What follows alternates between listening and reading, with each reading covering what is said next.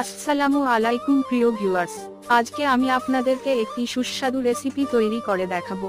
তার আগে আমার চ্যানেলটি সাবস্ক্রাইব করবেন। এখানে আমি একটি কড়াইতে তেল দিয়ে নিব, 2টা তেজপাতা 2 টুকরা করে নিব, 6টা এলাচ, 4 টুকরা দারচিনি একটু ভেজে নিই। পেঁয়াজ কুচি দিয়ে হালকা নরম হয়ে আসলে গোস্তগুলো দিয়ে দিই, নেড়ে চেড়ে একটু ভেজে নিব। আদা রসুন আর লবণ দিয়ে ভেজে নিব যাতে আদা রসুনের কাঁচা গন্ধটা চলে যায়।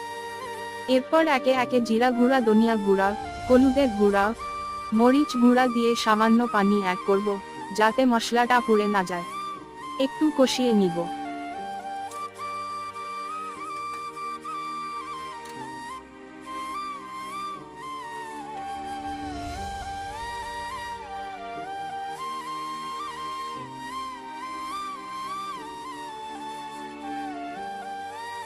কেটে ধুয়ে রাখা লাউ দিয়ে দিব।